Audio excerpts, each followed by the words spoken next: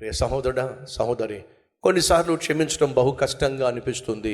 అది వాస్తవమైనట్లయితే మరి నువ్వు నేను దేవుని ఎదుట ఎన్నెన్ని పాపిష్టి పనులు చేశాం, ఎంతగా మనల్ని మనం పాడు చేసుకున్నాం. అయినా దేవుడు నిన్ను నన్ను క్షమించాడే. మరి దేవుడు క్షమించినప్పుడు ఎందుకోసం క్షమించాడో తెలుసా? నువ్వు కూడా వెళ్ళి క్షమిస్తావని. 10,000 తలాంతులు అప్పున్న వాడిని యజమాని క్షమించేస్తే 100 దేనారాలు అప్పున్న వాడి దగ్గరికి వెళ్ళి కుదరదో మొత్తం తీసుకొచ్చి ఇస్తే తప్ప నేను ఒప్పుకోనని చెప్పి తీసుకెళ్లి చెరసాల్లో వేయించేశాడండి. అది తెలిసిన యజమాని ఏం చేశాడు? ఒరే పిచ్చోడా, 10,000 తలాంతులు నువ్వు అప్పున్నప్పటికీ నిన్ను క్షమిస్తే 100 దినారములు అప్పున్న వాడిని క్షమించలేకపోయావా? అయితే వినో, నేను నిన్ను క్షమించిన ప్రకారము నువ్వు వాడిని క్షమించలేదు గనుక చివరి తలాంతు చెల్లించేంత వరకు నువ్వు చెరసాల్లో ఉండాల్సిందే అని చెప్పి శిక్ష విధించాడు. మళ్ళా చెప్తున్నా, నీ జీవితంలో దేవుడు నిన్ను క్షమించిన ప్రధాన కారణం ఏమిటంటే క్షమించబడతావని, అలాగే ఇతరులను క్షమించి వేస్తావని. ఒకరోజు పాస్టర్ గారు వచ్చి అతనితో అంటున్నాడు, అయ్యా, మీ పక్కింటి వాడి మీద మీకు పేకల దాకా కోపం ఉంది, చాలా కాలంగా కోపం పెట్టుకున్నారు, పగ పెట్టుకున్నారు, ద్వేషం పెట్టుకున్నారు. ఇలాగైతే మీరు అనారోగ్యంతో ఇలాగే మంచం మీద చచ్చిపోయినట్లయితే నరకానికి వెళ్ళిపోతారు, పరలోకానికి వెళ్ళరు. అదేంటి పాస్టర్ గారు అంత మాట అంటారు? మీకు తెలుసు కదా నేను ఎంత భక్తుడినో, ఆరోగ్యంగా ఉన్నప్పుడు ఎంత చక్కగా మందిరానికి వచ్చేవాడినో, వాక్యం వినేవాడినో, కానుకిచ్చేవాడినో, మీ సేవలో సహకరించేవాడినో మీకు తెలుసు కదా. అవన్నీ తెలుసయ్యా, కానీ పక్కోడంటే నీకు ఇష్టం లేదు కదా, పక్కోడంటే నీకు పగ కదా, ద్వేషం కదా, వాడి మీద పేకల దాకా నీకు కోపం ఉంది కదా. పాస్టర్ గారు, అది ఎప్పటి నుంచో ఉంది పాస్టర్ గారు, అది చిన్నప్పటి నుంచి మా ఇద్దరి మధ్య గొడవ, పగ ఉంది పాస్టర్ గారు, ఇప్పుడు అవన్నీ ఎందుకు పాస్టర్ గారు? అది కాదయ్యా, నువ్వు క్షమించకపోతే నువ్వు చేసిన పాపాలు క్షమించబడవు. కనుక నువ్వు పరలోకానికి వెళ్ళాలంటే నీ పాపాలు క్షమించబడాలి. నీ పాపాలు క్షమించబడాలంటే నువ్వు నీ ఎడల పాపం చేసిన వాడిని ఏం చేయాలి? క్షమించేసేయాలి. వాడిని క్షమించేసేయి. తప్పదంటారా పాస్టర్ గారు? నువ్వు అతన్ని క్షమించకపోతే నీ పాపములు క్షమించబడవు, అంతేనంటారా పాస్టర్ గారు? అంతే. సరే పాస్టర్ గారు, క్షమించేస్తాను పాస్టర్ గారు. ఇక అతని మీద ఎటువంటి కోపం కానీ ద్వేషం కానీ పెట్టుకొని పాస్టర్ గారు. అప్పుడు పాస్టర్ గారు అంటున్నారు, మీరు క్షమించేశారు కాబట్టి ఏ క్షణంలో మీరు మరణించినా సరే పరలోకానికి వెళ్ళిపోతారు అని ప్రార్థన చేసి వెళ్ళిపోయారు. ఈ లోపల అతనికి 2 కొడుకులు ఉన్నారు. ఆ 2 కొడుకుల్ని పిలిపించి అంటున్నాడు, ఒరే, విన్నారు కదరా పాస్టర్ గారు చెప్పింది, నేను క్షమించకపోతే పక్కోడిని నేను క్షమించకపోతే పరలోకానికి నేను వెళ్ళనంటరా, రేపో మాపో చచ్చిపోయేలాగున్నాను కదరా, కాబట్టి వాడిని నేను క్షమించేశానురా. ఒరే, నేను చచ్చిపోయిన తర్వాత మీరు మాత్రం దయచేసి క్షమించగలరా వాడిని అంటే అర్థం ఏమిటి? మీరు మాత్రం వాడిని మాత్రం వదిలిపెట్టకండిరా, వాడి సంగతి మాత్రం మీరు చూసుకోండిరా, నేనేదో క్షమించి అంటే వీడు నోటితో క్షమించాడు కానీ మనసులో క్షమించలా. మనలో కొంతమంది నోటితో క్షమించేస్తారు. ఎవరన్నా వచ్చి తప్పు చేసిన వాళ్ళు, sister sorry, sister, brother sorry brother, ఒరే నన్ను క్షమించరా అని అంటే, సరే దాందే ఉందిలే అని అంటావు, కానీ లోపల మాత్రం ఉన్న పగ అలాగే ఉంటుంది. ఒరే, నాకు టైం వస్తారా, నాకు ఛాన్స్ వస్తారా, అప్పుడు చూసుకుందాం లేరా.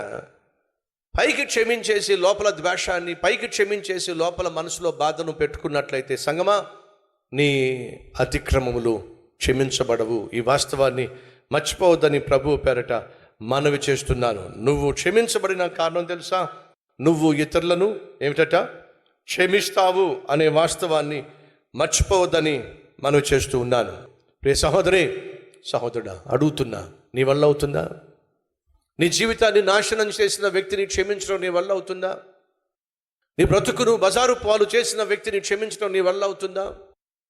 మనకు అసాధ్యంగా కనిపిస్తుంది, కానీ వినో, దేవుడు నిన్ను క్షమించినది కారణం తెలుసా? నువ్వు కూడా దేవునిలాగా క్షమిస్తావని, పగబెట్టుకుంటావని కాదు, పౌరుషంతో వెళ్ళి అతన్ని పొట్టను పెట్టుకుంటావని కాదు. ఈరోజు మనలో కొంతమంది అత్తను క్షమించలేని కోడళ్ళు ఉన్నారు, కోడళ్ళని క్షమించలేని అత్తలు ఉన్నారు, అన్నలు క్షమించలేని తమ్ముళ్ళు ఉన్నారు, తమ్ముడిని క్షమించలేనటువంటి అన్నలు ఉన్నారు, చెల్లెని క్షమించలేనటువంటి అక్కలు ఉన్నారు, అక్కలు క్షమించలేనటువంటి చెల్లెళ్ళు ఉన్నారు, భర్తను క్షమించలేని భార్యలు, భార్యను క్షమించలేని భర్తలు, బిడ్డలను క్షమించలేని పేరెంట్స్ని క్షమించలేని పిల్లలు మన మధ్య లేరంటారా? వినో, దేవుడు నిన్ను క్షమించాడా? నువ్వు ఎస్ అంటున్నావు అంటే వినో, దేవుడు నిన్ను క్షమించిన కారణం ఏమిటంటే నువ్వు కూడా క్షమిస్తావని. నీ మనసులో క్షమాపణ లేకపోతే నువ్వు క్షమాపణను అనుభవించడం సాధ్యము కానే కాదు. సతీష్ కుమార్ ఇంత ప్రశాంతంగా జీవించగలుగుతున్నాడంటే నా జీవితంలో నేను క్షమించని వ్యక్తి అంటూ ఎవరూ లేనే లేను.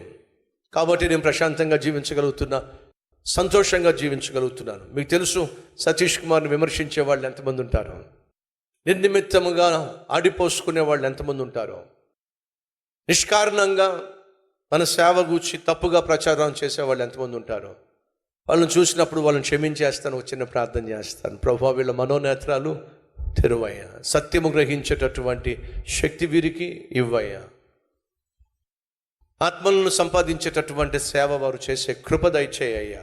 ప్రార్థన చేసి కాముగా నా పని నేను చేసుకుంటూ వెళ్ళిపోతాను. మొదటిగా, క్షమించబడ్డావా? అయితే నువ్వు ఇతరులను క్షమించేసాయి. ఈరోజు తీర్మానం తీసుకుంటావా? ప్రభువా, నేను క్షమించటానికి, నేను రక్షించబడింది రక్షకుణ్ణి చూపించటానికి, నేను దీవించబడింది దీవెనను పంచిపెట్టడానికి ఇటు మనస్సు నాకు దయచే ప్రభువా.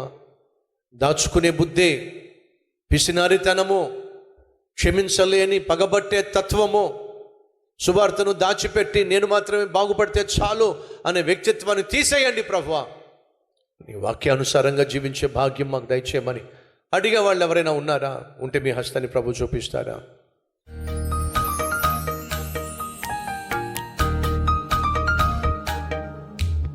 మహాపరిశుద్ధుడివైన ప్రేమ కలిగిన తండ్రి, బహుశ్రేష్టమైన సందేశాన్ని నాయన మాకు అందించినందుకు వందనాలు.